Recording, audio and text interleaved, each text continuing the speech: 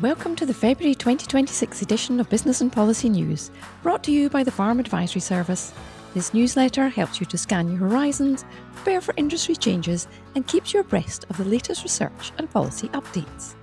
Along with our regular monthly updates on policy, arable, beef, sheep, and milk, in this edition, we will also be looking at promoting your farm or croft online. Hello, my name is Christine Beaton, and I am the editor of this publication. First up, we have this month's news. Stormy times. 2026 has gotten off to a stormy start, and not just from a meteorological perspective, with Storm Goretti gusting up to 99 miles an hour and causing significant disruption in the north of Scotland, with heavy and prolonged snowstorms cutting off farms and communities, but also from a global perspective, with US troops storming Venezuela on the 3rd of January. It possibly comes as no surprise that Venezuela has the biggest oil reserves on the planet, and that on the 7th of January, the American Energy Secretary announced that as Venezuela only currently produces 1% of the global output, America will market Venezuela's oil indefinitely and deposit the proceeds into accounts controlled by the US government. This could result in America having around 30% of global oil reserves under its influence.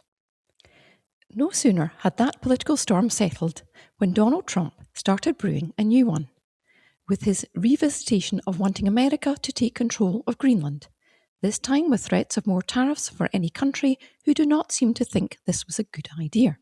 However, even this pales into insignificance, with Donald Trump seeking at the end of January to try and pressurise Iran into a deal about its nuclear and missile programs, with Iran vowing to respond to aggression with unprecedented ferocity. As we head into February, hopefully things will calm down on all fronts. And in the financial markets, while the FTSE 100 hit a record high by breaking through the 10,000 points barrier on the 5th of January, lifted by rising share prices for oil and mining companies, it is thought that, although it was hoped that there would be a cut in the bank base rate on the 5th of February, due to inflation sitting at 1.4%, over the target of 2%, linked to increased prices for tobacco and airfares, it will be March or April before the next cut is announced. However, it is also expected that a further cut may be made in July, with speculation that the interest rate will drop to 3.25% by the end of the year. From an economic growth perspective, the UK economy grew by a faster than expected 0.3% in November after car production rebounded and a boost in the services sector. As part of the 2026-2027 Scottish Budget published on the 13th of January, while the basic and intermediate income tax thresholds have been raised by a substantial 7.4%, meaning more income taxed at lower levels, middle and higher earners will remain significantly worse off compared to those on similar incomes in England and Wales. With regards to non-domestic business rates, the 2026-27 15% rate relief cut for the retail, hospitality and leisure sectors may have some benefit for diversified agricultural and rural enterprises.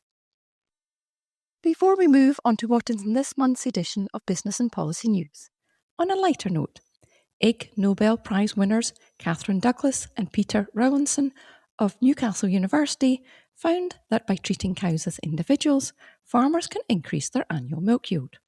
Farmers that interacted with their stock from an early age and called their cows by name had a 258 litre higher milk yield than those who didn't. Who says kindness doesn't pay? In this month's edition of Business and Policy News, in addition to our regular updates on arable, beef, sheep, dairy and policy, our specialist article looks at how best to digitally market your business to make your farm or croft stand out from the crowd.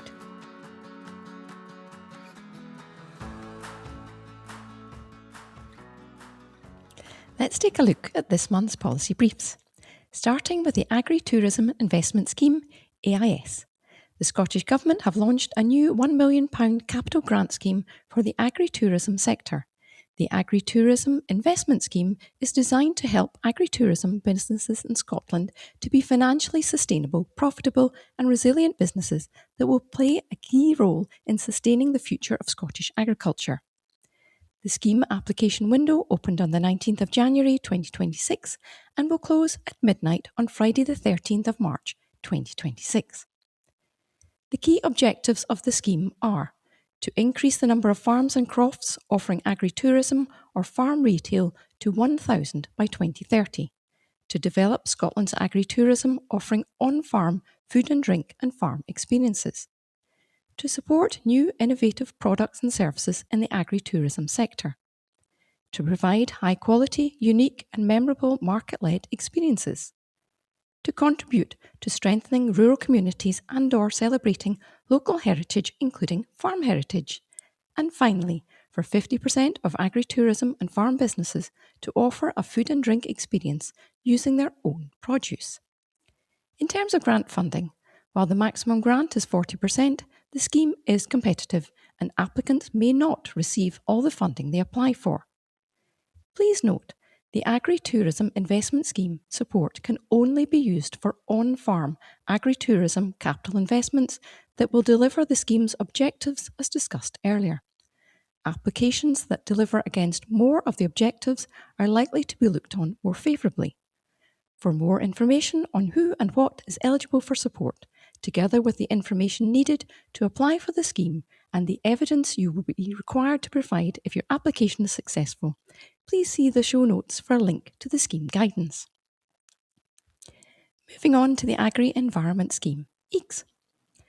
As it is viewed that AECS continues to deliver significant benefits for farmers, crofters and our environment, the Scottish Government have decided to extend the scheme to at least 2030. To date, 3,417 businesses have been awarded a total of £339 million to fund a range of activities that help to maintain and enhance Scotland's rich and varied natural environment. The 2026 round of the scheme will open for applications on Monday the 23rd of February. The closing dates for the individual application periods are as follows. The Agri-Environment Scheme, 20th of June 2026. Standalone Irrigation Lagoons, 20th of June 2026. Agri-Environment combined with organics and/or irrigation lagoons in the same application is also the 20th of June 2026. Differing from the rest, organic applications close on the 31st of July 2026. Under AECS, the Scottish Government funds two types of activity, management options and capital items. The Management Options page on the Rural Payments and Services website has guidance on the management activities that are being supported for the 2026 round, with further links to each individual management option. Management options run normally for 5 years. The Capital Items page has guidance about capital items and has links to each individual item. You are advised to read the pages for each option or capital item you wish to apply for, to check if you meet all the requirements. Some options are only available in certain parts of Scotland. You can check which options are available on your land by entering your holding code or codes in the targeting tool. You can't apply for an option or capital item out with its target area unless you have obtained an endorsement from Nature Scot. Please note, slurry stores and improving public access are no longer being funded through AECS. And finally, as part of an offer of an AECS grant, businesses will be required to confirm when they are accepting their contract offer that, if they have employees, they pay at least the real living wage to all staff aged 16 and over, including apprentices, who are directly employed by their business. This also applies to subcontractors. This is known as Fair Work First. Turning to preparing for sustainable farming, PSF 2025 year grant claims. All soil analysis, carbon audits and/or animal health and welfare claims for the 2025 Preparing for Sustainable Farming Scheme year, which ran from the 1st of January 2025 through to the 31st of December 2025, must be submitted by midnight on the 28th of February 2026. For guidance on how to make a claim is available on the Preparing for Sustainable Farming portal on the Rural Payments and Services website. Please note, late claims will be rejected for payment. Drivers over 70. Under plans to reform driving laws in Britain, drivers over the age of 70 will have to have their vision checked every 3 years. With nearly 1 in 4 car drivers killed in 2024 being aged 70 or older, the changes are part of the UK government's new road safety strategy. Currently, drivers of any age are not required to prove their health or driving skills once they obtain their licence. But under a self-reporting system, drivers must tell the DVA if they become unfit to drive. The UK is only one of 3 countries who operate a self-reporting system. What will actually happen when you turn 70? When a driver reaches 70, their driving licence expires and must be renewed if they want to continue driving. Renewal is free, but drivers must confirm that they meet the required medical standards. Thereafter, licences must be renewed every 3 years. Currently, drivers in the UK must be able to read a number plate from 20 metres away. NHS Scotland provides free eye tests for all age groups. Moving on to the Agri-Wages Board minimum wage proposal. A single minimum hourly rate for all agricultural workers, irrespective of age and duties, has been proposed by the Scottish Agricultural Wage Board, SAWB. If approved, the minimum hourly rate would increase by 50 pence per hour to equal the UK Government's national living wage of £12.71. The proposed headline minimum rates are: the overtime rate for all workers remains at 1.5 times the agreed hourly rate and will be £19.07 per hour. An hourly rate of £8 up 35 pence per hour for workers who undertake an SCQF level 4 or 5 or equivalent in agriculture or horticulture. An additional sum of £1.91 per hour for workers who have appropriate qualifications. Where it is necessary for a worker to keep and feed a dog or dogs to enable them to do their job, they must be paid an allowance of £11.18 per working dog up to a maximum of 4 dogs. And the daily rate for accommodation offset for accommodation provided by an employer other than a house was to be frozen at £10.66. The Wages Board have requested that any comments on the above proposals are made in writing to Saughton House or by email to sawb@gov.scot by the 4th of March 2026. They will meet again in March 2026 to consider any feedback received to the proposed increases. Following discussion, and if appropriate, SAWB members will then agree a wages order that will come into effect from the 1st of April 2026. Turning to the protection of tenants. New regulations to protect tenants from damp and mould are being laid in the Scottish Parliament. Linked to the death of 2-year-old Awab Ishaq in 2020 from a respiratory condition caused by mould in his family's housing association flat in England, regulations for Awab's law are to be introduced into Scotland. The Investigation and Commencement of Repair Scotland Regulations 2026 Act, if approved by Parliament, will introduce new duties on landlords to investigate reports of damp and mould and to start any repairs needed within a set timescale. Regulation 3.3 amends Section 14 of the 2006 Act to set out a private landlord's duties to investigate and commence repairs in relation to damp or mould.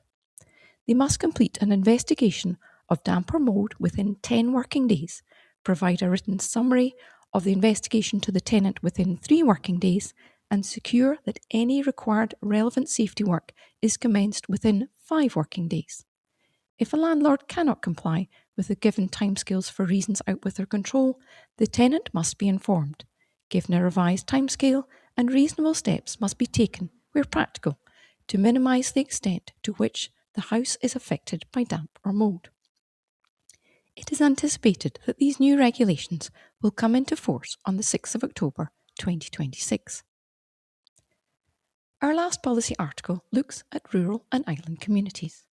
Rural and island communities across Scotland face growing challenges in delivering both elderly care and childcare, as rapidly ageing populations, workforce shortages and rising costs place increasing strain on local services and economies, according to a new report led by Professor Stephen Thompson, SRUC, and undertaken as part of the Scottish Government's Strategic Research Programme 2022 through to 2027. The report reveals new insights into how demographic change is driving a reshaping of demand for care in rural and island communities at a much faster pace than urban Scotland, and examines spatial differences and how pressures have intensified over time. Rural and island communities are experiencing a double challenge: rising demand for elderly care alongside persistent barriers to accessing affordable childcare. Both are essential to sustaining local workforces and economic activity. Yet both are becoming harder to deliver in areas facing ageing populations, recruitment difficulties, and higher operating costs. In some communities, a declining care home footprint and difficulties recruiting health and social care staff mean older residents are increasingly reliant on informal, family-based or community support, often placing additional pressure on households already facing high living costs. At the same time, limited access to affordable childcare is constraining opportunities for younger families, particularly women, to participate fully in the labour market. These barriers reinforce population decline and undermine efforts to attract and retain working-age residents, creating long-term risks for economic stability. Child poverty remains a serious concern, with 1 in 5 children in rural areas living in relative poverty. Families often face limited access to childcare, healthcare and transport, compounding financial pressures and reducing employment options. For older residents, higher fuel costs, poorer housing, energy efficiency and reduced service access further exacerbate inequality and vulnerability. As well as addressing the challenges of elderly and childcare provision in rural areas, the report explores a range of other critical issues, including demographic change, housing and energy costs, experiences of poverty, including fuel poverty, transport and connectivity, including digital connectivity, changing freight volumes at Scotland's ports, and the seasonality of car and passenger travel by ferries. The report also looks at changes in agriculture, including changes in livestock numbers, workforce engagement rates, payment levels to farmers, and supported activity on common grazings. Further analysis will be published over the coming year, drawing on new census outputs across demography, migration, housing, education, labour markets, and health. And finally, to conclude this month's policy briefs, we have 3 key dates to note and 4 publications to highlight. The 28th of February 2026 is the Preparing for Sustainable Farming Whole Farm Plan Claim deadline. The 1st of March 2026 is the start of the no cutting period for hedges. And the 2nd of April 2026 is the deadline for ARPID to receive an application to transfer Basic Payment Scheme entitlements with an effective date of the 15th of May this year. And last but not least, our show notes give you links to the following bills and publications. The Visitor Levy Amendment Bill was published on the 6th of January 2026. The Scottish Government released information on the latest situation with avian bird flu, on the 24th of January 2026. Notifications of suspected or confirmed cases of sheep scab in Scotland were released on the 26th of January 2026. And Business Insights and Conditions in Scotland released statistics on how current conditions are affecting businesses in Scotland on the 29th of January 2026. For more information on any of the policies, updates and articles in this edition, please see the show notes where you'll find numerous links to the relevant websites, publications and further sources of information.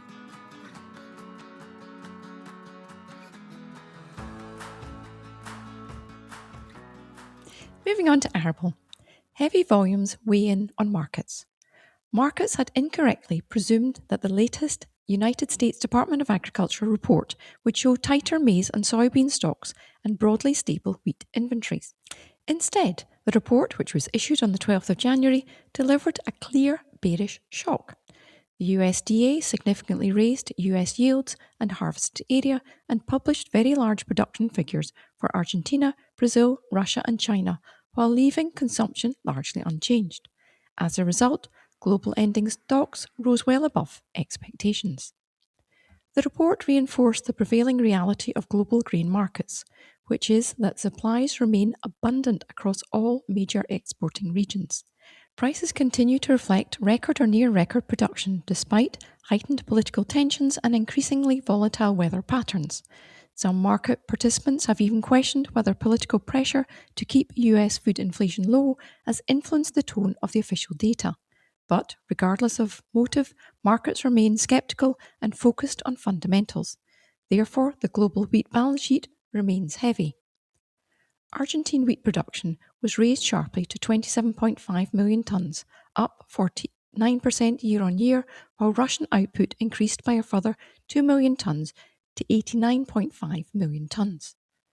World wheat demand rose marginally, but not enough to offset higher supply, pushing global ending stocks up to 278.25 million tonnes, the highest level in 5 years, and 18 million tonnes above last season. All eyes on new crop risks. While the January USDA report confirmed that agricultural markets are still very well supplied, the market is moving towards traditional spring weather period and attention is gradually shifting from old crop balance sheets towards new crop risk. Historically, this seasonal transition has been capable of reversing even deeply entrenched bearish trends. Indeed, the weather has already introduced some near-term uncertainty. Extreme cold across parts of US plains and Russia, with temperatures reportedly falling to minus 25 degrees centigrade, has raised concerns about winter kill. Analysts have warned that Russian production estimates could be revised lower if cold conditions persist. US winter wheat conditions are already deteriorating, while attention is turning to Argentina and Brazil during their critical February development period. Focus will soon shift to US planting intentions and spring weather across the EU and the Black Sea region. Export competition, in general, remains fierce. Russia continues to hold its wheat export tax at zero to stimulate shipments, while Argentine wheat is proving highly competitive and has reportedly attracted buying interest from China. Despite ongoing hostilities, more than 100 million tonnes of grain has moved through the Black Sea corridor since September 2023, underlining the resilience of global trade flows. Turning to the Mercosur trade agreement, European wheat prices remain under pressure from South American supply. The EU is struggling to export its surplus into key destinations such as Morocco, while farmer selling remains limited at current price levels. Political tension persists, most recently with farmer protests against the proposed EU-Mercosur trade agreement. This is a comprehensive trade pact between the European Union and Argentina, Brazil, Paraguay and Uruguay, aimed at creating one of the world's largest free trade zones by eliminating over 90% of tariffs on bilateral trade. The deal could impact UK competitiveness both in the livestock and cereal sectors due to the potential for increased availability of lower-cost feed grains from abroad. As for now, UK grain markets are competing a third consecutive year of broadly bearish price trends. Since 2022, sustained production growth combined with aggressive export competition has capped rallies and prevented any lasting price recovery to help bolster farmer margins. Now looking at individual crops. Firstly, wheat. LIFI, London International Financial Futures Exchange. May 2026, feed wheat futures stood at £166 per tonne on the 26th of January, with November 2026 futures at £171 per tonne, both slightly below earlier January highs. While dry US conditions and Ukrainian and Russian frosts are being monitored, crop prospects for the 2026 crop in the ground remain broadly favourable both here in the UK and across Western Europe. Next, barley. The UK barley market remains quiet. Although barley is discounted to wheat and continues to be used in feed rations, it remains uncompetitive for export. Malting barley demand is particularly weak across UK and Europe, leading to delays in contract offers for 2026 and mothballing of some malting capacity. Oats. UK milling oats continue to find support from export demand, particularly Turkey, while China is pulling in supplies from the Black Sea region. In the UK, the pound's exchange to the euro supports export competitiveness, and with domestic prices now below export parity, the risk of further near-term price declines appears reduced. Low prices are, however, encouraging on-farm feed use, while poor margins are expected to reduce the planted area, setting the stage for a potential cyclical rebound later in the season. And finally, oilseeds. Oilseed markets are modestly firmer, influenced by geopolitics, volatile currencies, and energy prices. Matif rapeseed is struggling to break key resistance levels. Meanwhile, Chinese importers have booked 600,000 tonnes of Canadian oilseed rape for shipment following the Canadian Prime Minister Mark Carney's visit to Beijing earlier this month. China and Canada have agreed initial trade terms to cut Canadian tariffs on Chinese electrical vehicles whilst lowering Chinese levies on Canadian rape. This, however, has incited ire from Donald Trump, who has threatened 100% tariffs on all Canadian goods and products entering the US if the Canadians agree a comprehensive trade deal with China. Turning to crop prices. Crop prices for February 2026 are as follows. Wheat £161 per tonne, feed barley £140 per tonne, beans £188 per tonne, milling oats £120 to £160 per tonne, and oilseed rape £412 per tonne.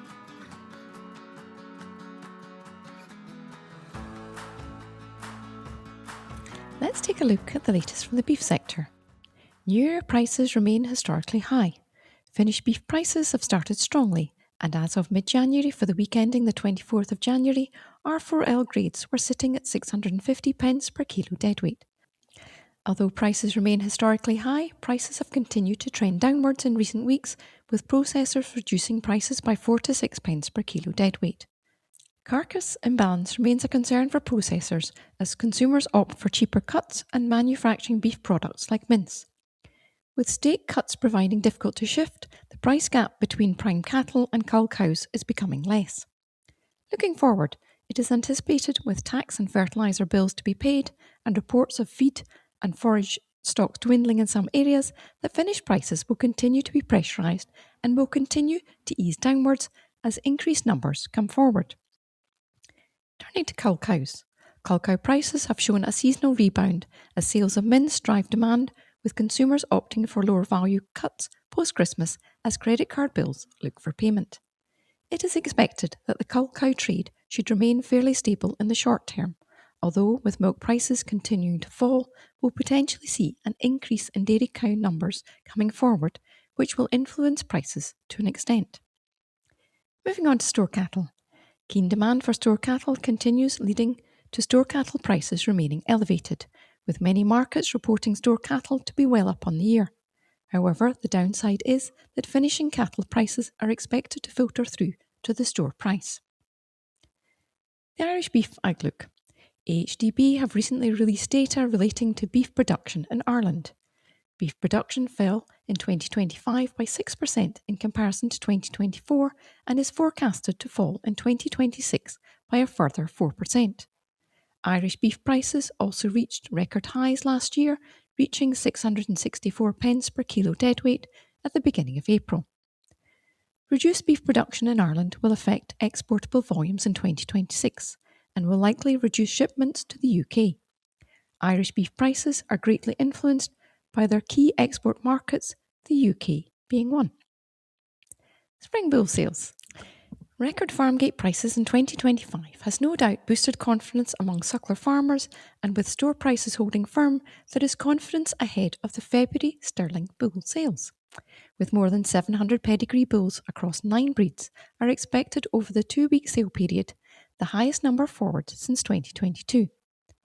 Suckler cow numbers have, however, significantly contracted since 2022, and many are questioning whether there will be homes for all of these bulls. Time will tell.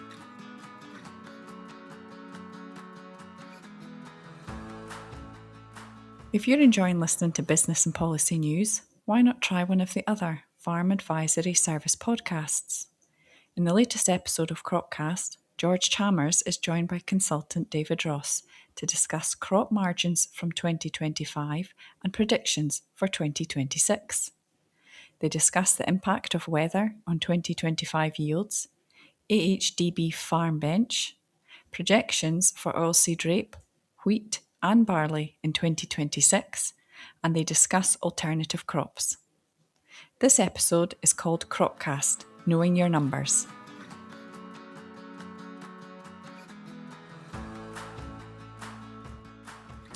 Moving on to sheep. The present. Although prime lamb prices entering 2026 remain historically strong, at the time of recording, the 30th of January 2026, they are around 50 pence per kilo, down on this time last year. While the June DEFRA census reported a 1% reduction in breeding ewe numbers from 2024 to 2025, there was an increase in the number of ewes intended for first-time lambing, an indication of a flock rebuild in the UK on the back of a high lamb price.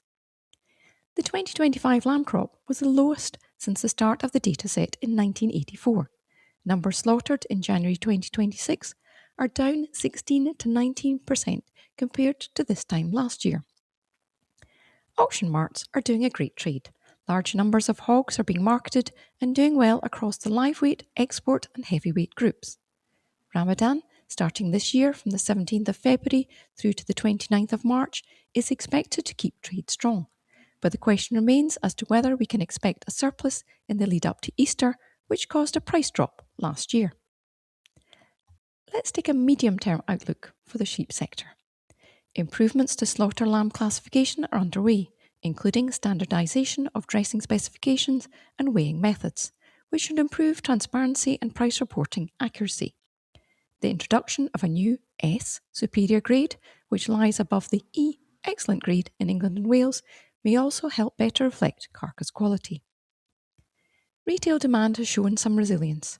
Household purchasing data indicates that while total volumes remain under pressure, spending has held up better, particularly for primary cuts.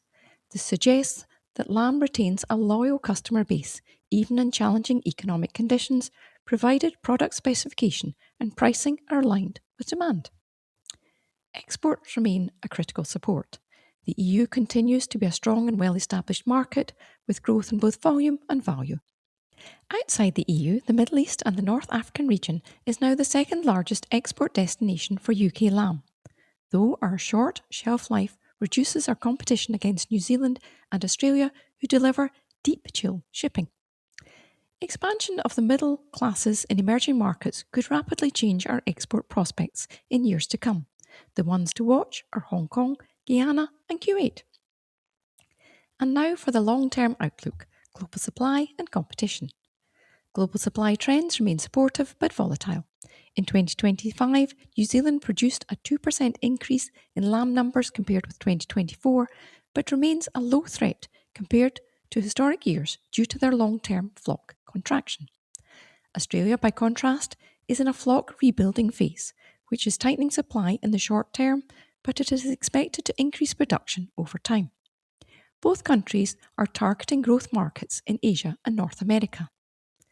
The US remains a high-value market for lamb from Oceania, but demand is vulnerable to economic downturn. With growing unrest, is the USA likely to head towards a recession? This could turn the game on its head and result in more Australian lamb diverted our way, with Australian production remaining a long-term risk for our prices. In summary, lamb prices in early 2026 are strong by historical standards, even if they fall short of 2025 expectations. Tight domestic and EU supply, resilient export demand, and constrained global production provides a solid underlying market. However, global competition and events mean volatility remains a risk in the longer term.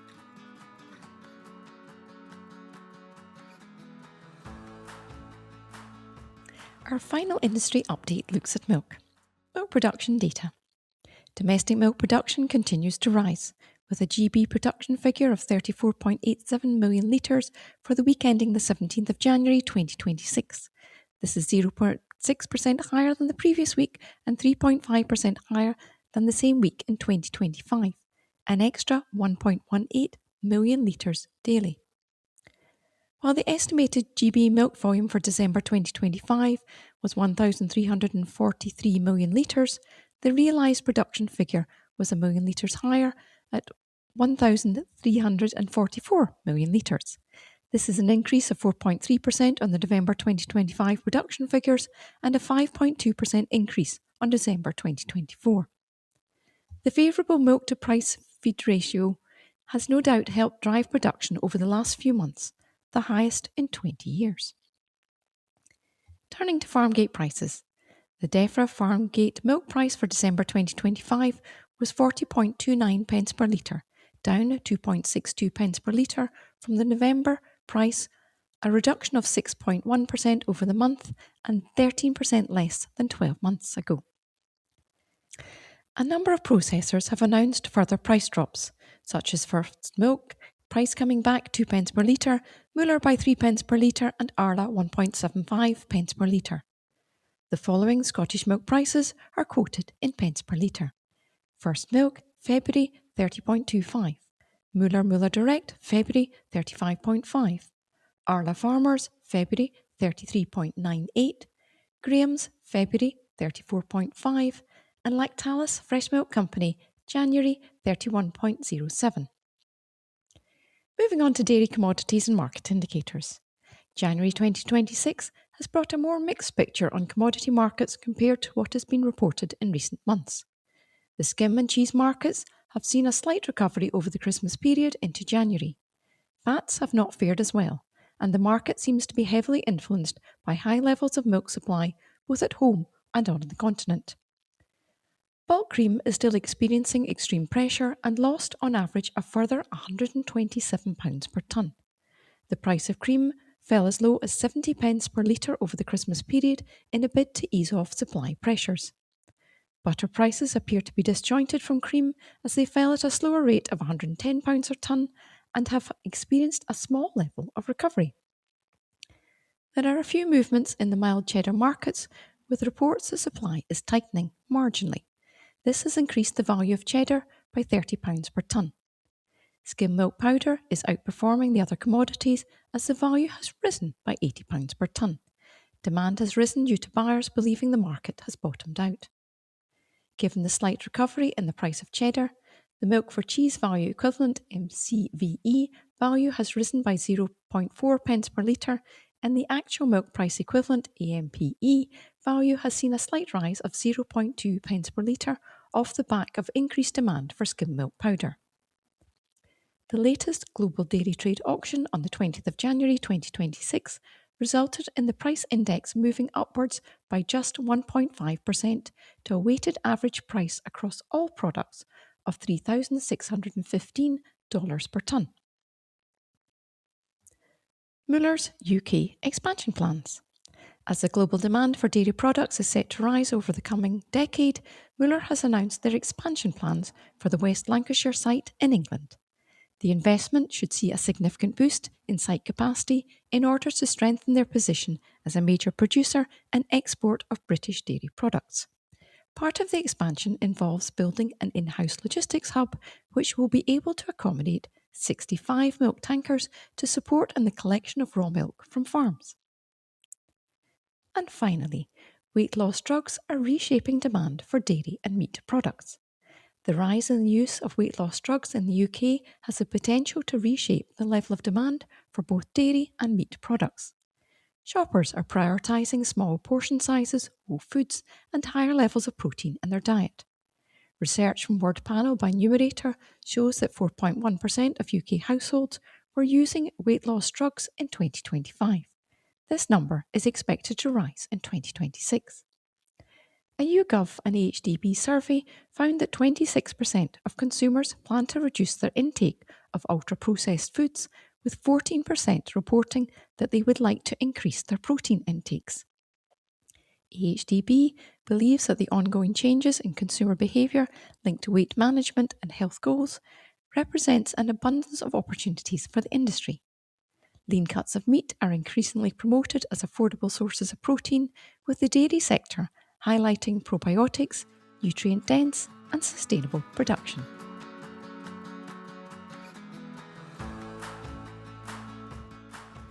Hi everyone, my name is Callum Johnston. I'm a senior consultant with SEC Consulting, specialising in farm and croft diversification. Today, my article looks at promoting your farm or croft online. With livestock to feed, fences to repair and spring sowing just around the corner, it's not surprising that marketing is often a job which falls down your to-do list. However, neglecting it risks putting your business on the back foot. As business owners and consumers become increasingly digitally savvy, not taking the time to consider how you represent yourself online is leaving the door open to your competitors. Good marketing will help you increase your returns, build a loyal customer base, raise awareness of your products and services, and also tell your story. Now, I'm going to take you through the fundamentals of promoting your farm or croft online, give you some top tips for either getting started or taking your online activity to the next level. So step one would be understand what makes you stand out in the market. The key to marketing any product, service, or experience is to start with why. It's often easy to describe what you do or how you do it, but in doing so, you may miss the importance of why you do it and why someone should buy from you. Ask yourself, why would someone be interested in buying your bull or your store cattle? Why would a fellow sheep farmer be interested in buying your black-faced tup? It could be things like key genetics, specific characteristics or specific traits. It could be the fact they are good-natured stock or easy calvers or easy lambers. Outside of livestock, consider other assets that are unique to you or your farming business. Do you have a good reputation in the industry? Have you got a proven track record?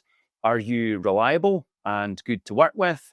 Or have you been serving the same area for a long time now? Making sure that your target audience knows what makes your business valuable strengthens your case when they're weighing you up against your competitors. So figure out your why and start thinking about how you're going to talk about it in the different places people might come across your business online. Step 2 is understand your audience. Everyone has emotional drivers in why they choose to buy from certain people, certain farming businesses, or brands. So it's important to understand your customers' motivations and tailor your communications to their needs and wants. Many farmers are savvy buyers and will rarely buy on impulse. Farmers and crofters are likely to do their research, reviewing products and brands online, discussing options in forums and groups, watching YouTube videos, and also speaking to others to seek their opinions before finally making a purchase. The next generation of farmers and crofters are digital natives, and they rely heavily on social media, websites, and online resources for their information and their decision making. Step 3 would be make yourself visible. The online world can feel vast. So for the sake of simplicity today, I'm going to just take you through 3 of the largest and most used marketing channels. These are social media, websites, and email marketing. Each of these have their own advantages and disadvantages, and you don't need to be on all of them to be successful. I would say a tight focus on one rather than an unfocused attempt at all 3 is likely to return more value to your business and keep things simple.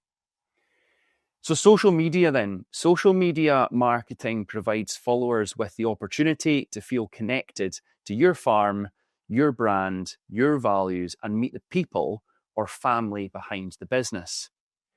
Sharing real stories, images, and short videos from day-to-day life on the farm, showing people why your product can benefit them, can gently persuade them in their decision-making process. Regardless of what you're selling, it's important to be authentic, trustworthy, and helpful to encourage sales, bookings, or inquiries on social media. Keep it simple, share short videos or photos, and post regularly. even once a week, so people remember you. Instagram and Facebook, they continue to be the dominant forces in the social media world. Facebook is a great way for farmers and crofters to speak to peers, engage in conversations in Facebook groups, find out information about a specific thing, and hear about others' experiences. Instagram is very popular in the food and drink and the tourism sectors and is a good platform for farmers and crofters to connect with the public and consumers.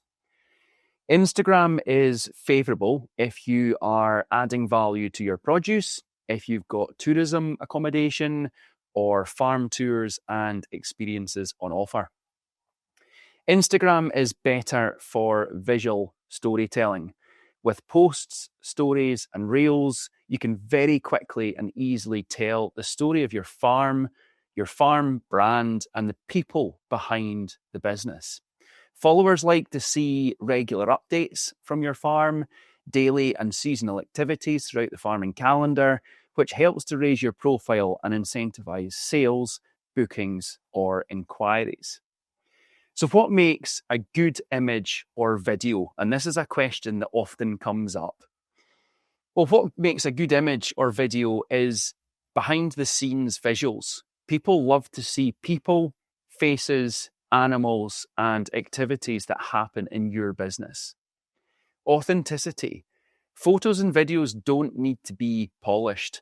Most smartphones can produce high quality images for social media.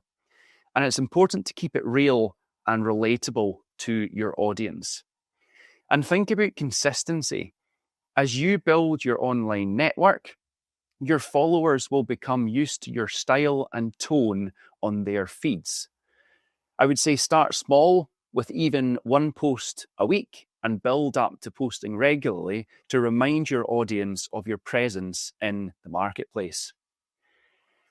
Some examples of images or photos that can help to drive interest among potential customers can include things like virtual farm tours. It could be a farm walk. It could be a lovely sunrise or sunsets looking over your tourism accommodation, or it could be short reels showcasing your livestock ahead of an upcoming sale. Now let's take a look at websites. So a simple website for your business could be a good way to raise your profile and tell your farming story. Creating a single page website that gives viewers a clear message about you, your farm, business objectives, products or services for sale, along with contact details, can be effective in communicating that you are open to business and welcoming inquiries. It is possible for you to create your own website using the following website builders. So there's Wix, Squarespace, and Ionos. Another benefit to creating a website and through the use of social media is it expands your geographical possibilities. For example, livestock businesses based on Orkney, Shetland, or indeed the Western Isles can promote their livestock to a wider pool of potential buyers on the mainland ahead of sales, and they may actually generate private inquiries from individual buyers. Now for our third form of marketing, emails. Email marketing can be an effective way to provide monthly or seasonal updates throughout your farming calendar, convey your farming values through storytelling, and act as a subtle reminder of your presence in the market with products or services on offer. For example, farmers or crofters selling beef direct to consumers could provide a seasonal harvest update, what's happening around the farm at that time of year, including a recipe of the month using a particular cut of meat to stimulate ideas and sales. MailChimp is a popular and user-friendly option for email marketing and one that I would recommend. And finally, keep up momentum. Trust and reliability matter most. Many farmers buy from the same farm or buy machinery from the same dealer because they've built a relationship with them for years. Similarly, consumers tend to return to the same brand, product, accommodation, experience, or activity if they've had a positive experience in the past. If you're new to marketing or are looking to review or refresh your existing website, your social media, marketing channels, or create a marketing plan for your business, applications for specialist advice funding via the Farm Advisory Service are likely to reopen again in April 2026. And if you have any questions regarding what I've said today, then please feel free to get in touch by emailing me on Callum with one L, callum.johnston@sac.co.uk.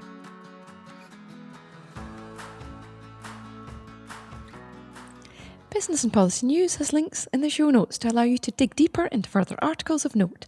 This month we have 3 top picks. At number 1, we're preparing for lambing. With the continuation of strong lamb prices, this episode of FAS TV is focused on preparing for lambing. We hear from SEC Consulting's nutritionist Lorna Shaw, who discusses the impact of the recent wintry weather as well as key considerations in preparation for lambing, with veterinary input from Mary Hall from Gaildon Veterinary Group. Our second special feature is an episode of FAS TV called New Year, New Kit.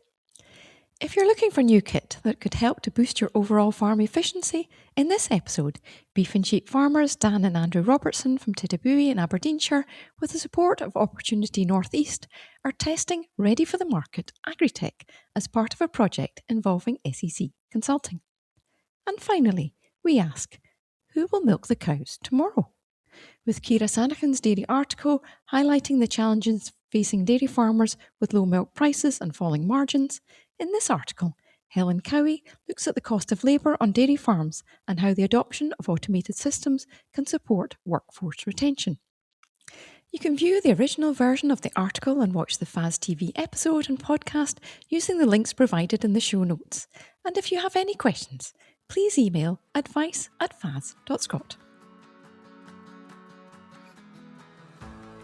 From all the Business and Policy team, thank you very much for listening to this audio edition of Business and Policy News.